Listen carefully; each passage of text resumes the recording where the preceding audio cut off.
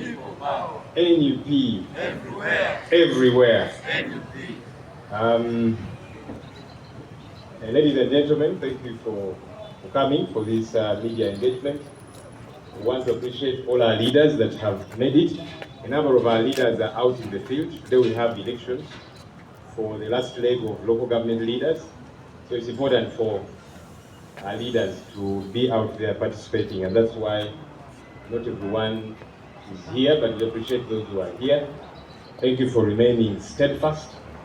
And to congratulate all of us, not just those who were declared, but all of us who participated in this very problematic, brutal, boisterous election. This was far from really what an election should be like.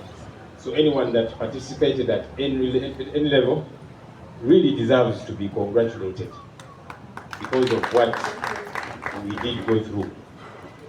An election is a process. An election is not an event, as some people like to think of it as. It's a process. A process which begins with the time people express interest, people are able to go out and consult. That's allowable in our law books.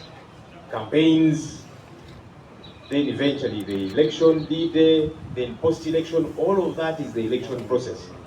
And if you see our election, it was marred by all manner of violence, the brutality, the killings, wherever we went, tear gas, beatings, including journalists, by the way, and everybody else who did suffer. That shows you the kind of election that we had. So some people think the election was on 15th of January. No, the election is an entire process. And when you're making an evaluation, it's important that you have in mind the entire process as it went. The involvement of the army, the military, as we have seen again and again in our elections, and especially in the past, the just concluded election, is problematic because this is not even allowable in law. Sometimes people say we need certain reforms, and yes, it's important, our country needs certain general reforms, not just about our election, but there are things which are already in our law books.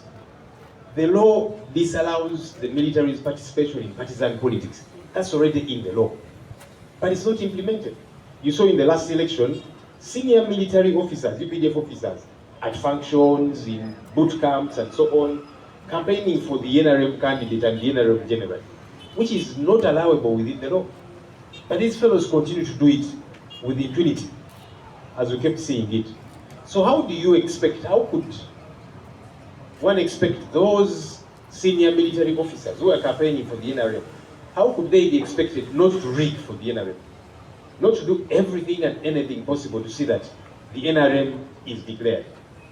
That's the situation that we are talking about. General Ssenyonyi gave himself 71% of the vote. And I'm very specific with my words. Gave himself 71% of this vote, having rigged immensely, as you did see. Everybody saw videos of ballot papers being critiqued in favor of just one candidate, the NRM candidate, the ballot stuffing, some of it being done by military officers. We saw that even being done for parliamentary candidates, NRM parliamentary candidates who were at the Tally Center, and you could see where the NRM candidate got 20, they add 5 at the left side to make it 520. Very ridiculous things that we did see happening. We saw the mess even after the election in many places like Masaka City. Some of these things are so odd and unbelievable, unprecedented. The things that have happened in this election. For the very first time, we saw that aspirants could be deleted from a voters register. Unheard of. But this time around it happened. Like somebody says, I don't want competition. So whoever is standing against me, let's delete them from the voters register so that they don't get to qualify to run. And this is somebody saying, I'm very popular. I've done amazing things for my people. If you're popular, why are you so scared of participating in a free and fair election? Anyhow, you go through all of that, people get declared, but the regime continues to fight. We saw the recent happenings in Masaka, which turned out to be a shame to our country's jurisprudence. how can a judicial officer disregard his own ruling? Because his ruling was, we are going for a recount. If you find even one ballot box tampered with, the recount will not happen.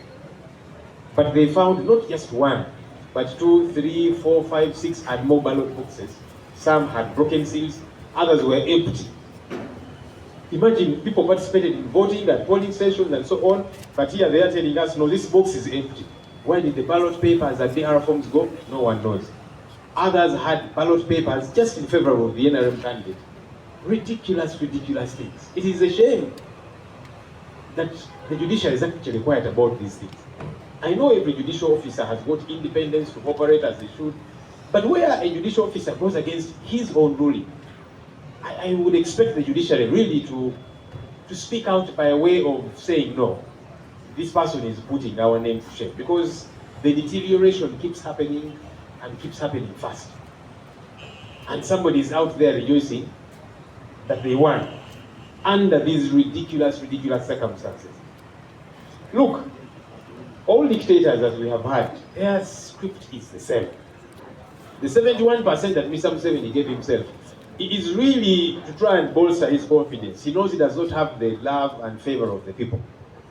We saw wherever we went in the campaigns, the people of Uganda embracing us like never before. Deep in Karamoja, deep in Western Uganda, in every part of the country that we went to, people were receiving the message of change and expressing solidarity with it.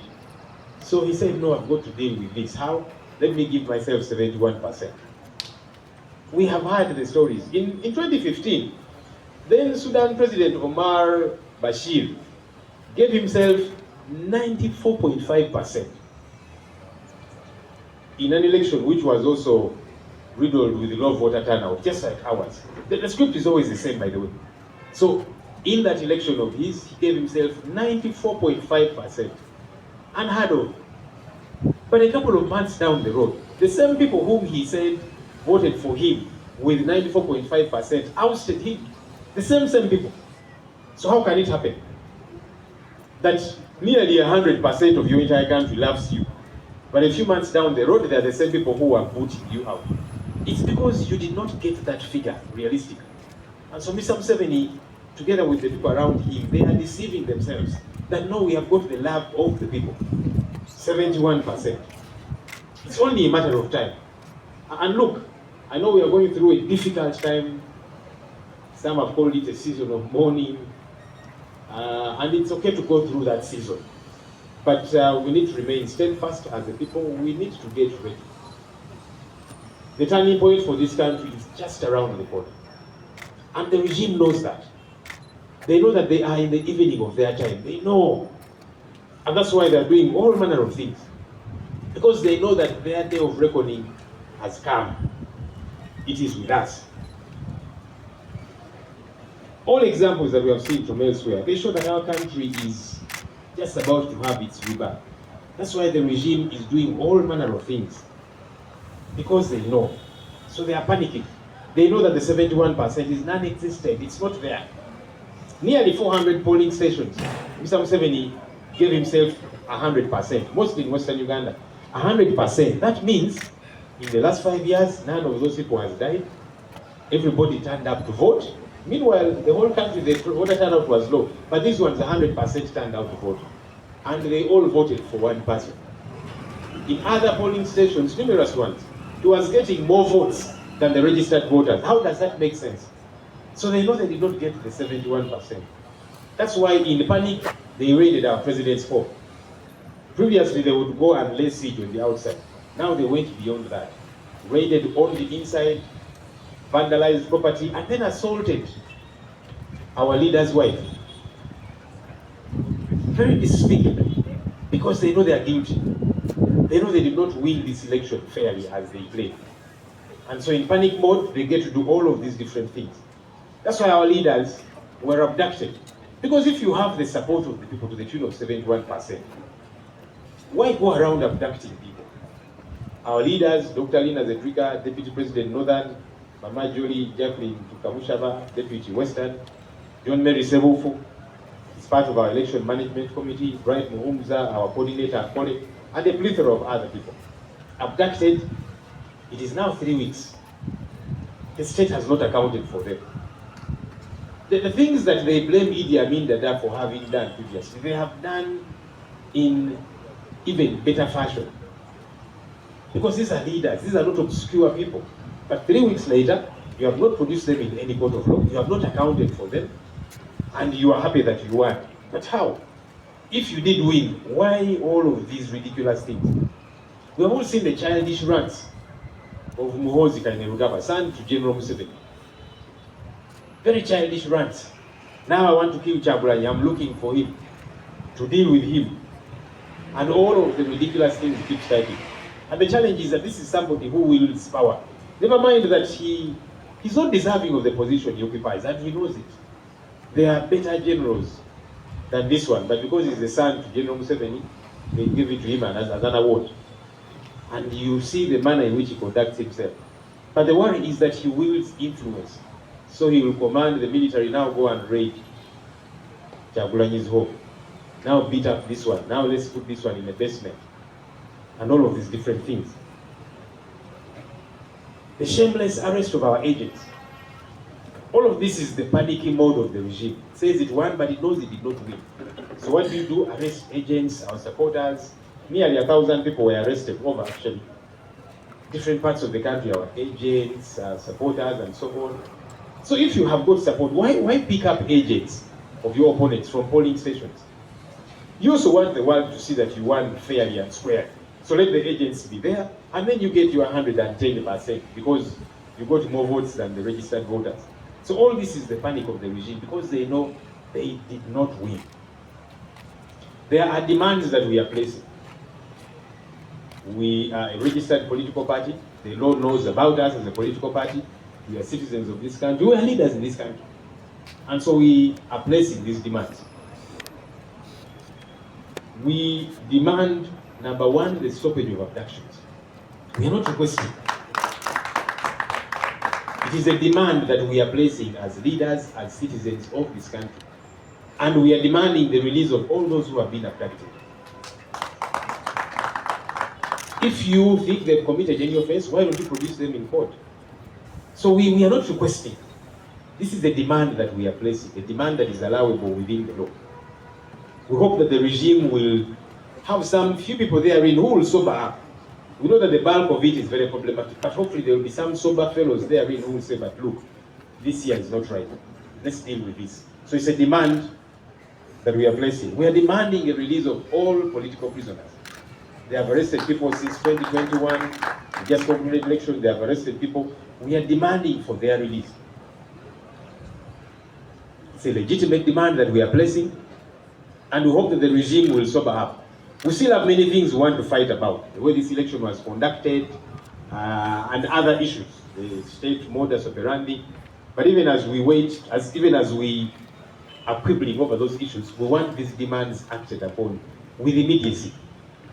And I know that sometimes the regime will say, okay, what will you do? Well, we've given you examples. Bashir gave himself 94.5%, but not long after, he was booted out.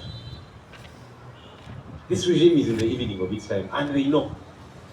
And so as the people, we have got to be emboldened. History is on our side, the law is on our side, and so we are making these demands. We hope that they will be sober enough to act upon them very quickly. We are calling on religious leaders. We are calling on cultural leaders, opinion leaders, to speak out regarding these matters. It's not enough for the religious leaders, as we hear them many times. They call on the people of Uganda, please be peaceful, and then they promote all these campaigns, I choose peace, and so on. It's not enough for you to demand already peaceful people to be peaceful when you are quiet about the wrongs that are being orchestrated by the regime. Surely religious leaders worth their salt. You should be speaking out against these ills. I would like to appreciate all those who are speaking out. And a number of religious leaders lately are speaking out. They're saying, no, this is wrong. The brutality is unacceptable. The raid on Magerere is wrong. The vote reading is wrong. Many more such voices hopefully can come through. Because this is no longer about just the National Unity Platform. Those who have been saying, so NUP, what are you doing next? It should be Uganda, what are you doing next? after this just concluded election. Mind you, even some folks within the NRM are crying foul that they were also victims, that the military was deployed against them. When you have bad governance, it affects everybody, regardless which side of the coin you fall on. And so all of us should be concerned about these issues as a people, that we rise up and say enough is enough. Look, this regime obviously does not listen. But that does not mean we should stop speaking. That does not mean we should stop taking action, that we should stop demanding. They don't listen. They're very stubborn. They are obstinate. But we have seen more obstinate regimes that have eventually crumbled. More powerful regimes that have eventually crumbled. So let's play our part. All of us, whether you're a politician or not. And by the way, you don't have to be a politician to speak out against these ills, because it concerns you too. Don't wait for it to come to your doorstep. When somebody you know is also abducted, then you begin running around. We sometimes get calls from people who previously were ambivalent and they were saying they don't care about politics. They call us and they say, help me, my relative was abducted. You say, but you have been quiet all this while. Maybe if your voice had been added to ours, we would not get to where we are. So let's speak out, even when they don't listen. And there's numerous examples of us speaking out and they don't listen. But at least we get to be on record, and history absolves us. In the most recent days, and I can share this example, people have been seeing what's been happening to our country's airline, Uganda Airlines. The road, the corruption, the flight delays, the operational malfunctioning. And we said, look, in 2022, I was chairing COSASE, and together with colleagues, we conducted an inquiry into Uganda Airlines. We found lots of corruption, incompetence, people hired right from the CEO, not qualified for the job, but they were irregularly hired through the back door. They get to occupy offices, they don't follow procurement regulations, they give contracts to their own companies and companies of their boyfriends, girlfriends, relatives, in-laws, outlaws. And that's how this company was being conducted. No wonder there were losses year in, year out. And we said, look, for this airline to function properly, let's fix the governance issues. Let this company be accountable because it is using taxpayers' money. Those who are engaging in corruption and misappropriation of funds, let them be called to order, let them be held accountable. And you saw some fellows were saying, no, Joe, it's because you're opposition, you don't like this government. And I said, yes, of course, I don't like this government because of its bad governance, but the issues we are raising here, the records, they're very clear. And people fought the report, as you remember, the speaker saying, you don't believe. He said, but we have done the work. Why are you afraid of the report? What are you trying to hide?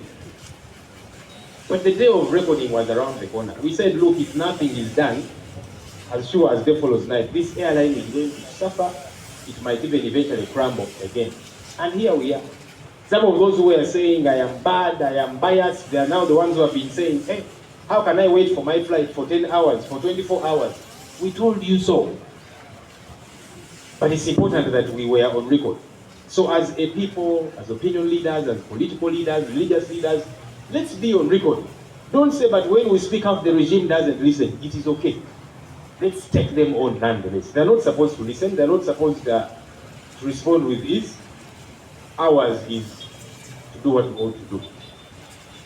Very briefly, as long as you know, in Uganda,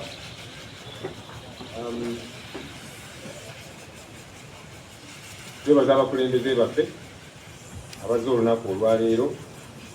Abakulembeze bangi bali embululu bwa local government ez'ebitundu, era tukyagoberera obululu obwo. Tuyozaayoza buli eyeetaba mu kalulu kano, abaalangirirwa n'abataalangirirwa, abanyagulwako bwe banyagulako obuwanguzi bwabwe. Kubanga akalulu kano ke twakavaamu, omuntu yenna okukeetabamu n'atuuka paka gye kaggweera abeera muzira n'oyo gwe batalangiridde, kubanga twayita mu bintu bingi nnyo nno ddala. Naye twebaza Katonda nti twabiyitamu ate tukyaliwo, ate nga tukyalemeddeko. Akalulu ebeera process, terubeera lunaku ng'abamu bwe balowooza nti ennaku z'omwezi 15 January akalulu k'olwo olunaku era bwe biggwa biba biwedde. Nedda, akalulu katandikira eri mu zi campaign, era mwaziraba nga zijjudde emivuyo, nga buli gye tulaga ensambagere, emigo, amasasi, abantu baffe ne battibwa, bangi ne bafuna ebisago, bangi ne basibibwa. Ako konna kalulu. Paka lwe twalonda, olunaku lw'okulonda mwabiraba mashini tezikola, saa 6 bantu bannatandika kulonda ne beetamwa, abamu ne baddayo n'ewaka. Eventually ne bapaatiikamu obululu, batiikingira mu M7 ne babuteekamu. Tugenze ku Zitali Center mwabiraba